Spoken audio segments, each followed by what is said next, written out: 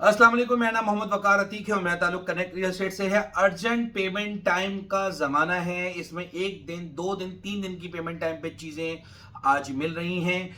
ये वो टाइम है जहां पर आप ये कह सकते हैं, ये कहना आसान है आपके लिए कि कोई अर्जेंट पेमेंट टाइम पे कोई चीज़ है तो बताएं। तो उस प्राइस में आपको वो चीज़ मिलेगी जो नॉर्मल टाइम से कम प्राइस में होगी। हर दौर में ये नहीं कहा जाता कि अर्जेंट पेमेंट टाइम पे कुछ है तो बता दो। आज वो टाइम है जहां इन्वेस्टर्स ने, उठाई गिरोह ने या टोकन बाजों ने कुछ पैसे लगाए हुए और वो पेमेंट नहीं कर पा रहे, लेकिन उन पेमेंट्स के पीछे बायर मौजूद है और वो ट्रांसफर करवा रहे हैं। समझाता हूं आपको कैसे। मिसाल के तौर पे एक प्लॉट बिका अलोटी से 62 लाख का। अब वो 62 लाख का बिकने के बाद किसी एक इन्वेस्टर ने उठाया, वो 65 का बेचा, आखिर में 68 का बेचा। उसके बाद फिर वो बिक गया 75 लाख रुपए में। अब 75 लाख वाले ने 7 लाख रुपए टोकन दिए, वो बेच नहीं पा रहा, उसका क्या होगा? 7 लाख रुपए टोकन फॉरफिट हो जाएगा। वो 7 लाख रुपए टोकन फॉरफिट होने के बाद 68 लाख वाले के पास चले जाएगा जिसने 68 लाख का प्लॉट उठाया हुआ था। अब वो प्लॉट उसको कितने का पड़ेगा? 7 लाख माइनस, यानी कि 61 लाख में। तो 61 लाख का जब उसका प्लॉट आता है तो 63, 64, 65 में बायर मौजूद है, खड़ा हुआ है, वो प्लॉट परचेज कर लेता है। इसी तरह से 125 गज का भी यही माजरा है। 44 लाख का सेक्टर 6 ई बिका हुआ है, 4 लाख रुपए टोकन दिया हुआ है, किसी ने 44 लाख का बेचा है, तो 4 लाख टोकन माइनस करने के बाद कितने का पड़ा? 40 लाख का। तो आज भी 37-38 लाख में 6 ई का 125 गज का प्लॉट का बायर मौजूद है।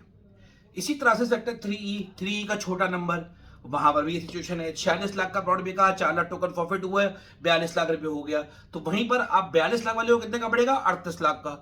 40 लाख, 40.5 लाख का बायर मौजूद है। आज जो भी बंदा परचेस कर रहा है वो ये सोच के परचेस कर रहा है कि मलिर एक्सप्रेसवे से आने वाले वक्तों में रेट का फर्क पड़ेगा।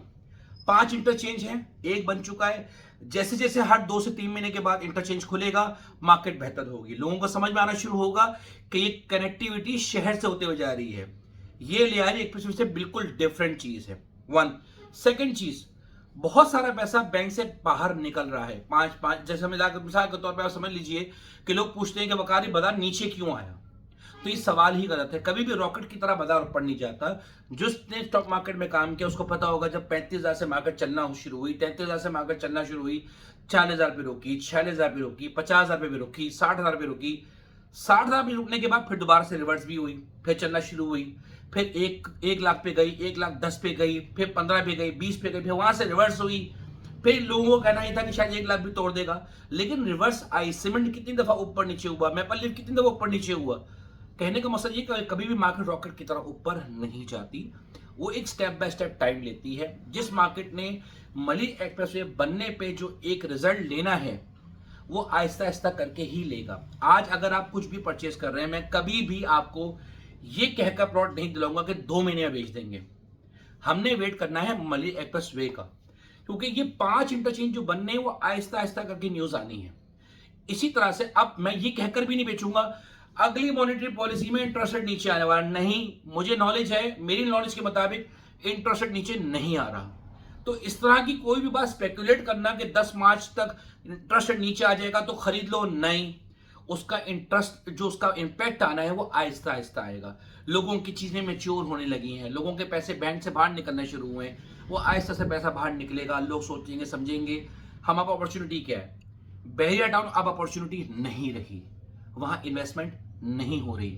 DH city is the main source, main investment hub right now. इसके अलावा कोई चॉइस नहीं है। हर बंदे का जिगरा नहीं है कि वो स्टॉक मार्केट में पैसा डाले।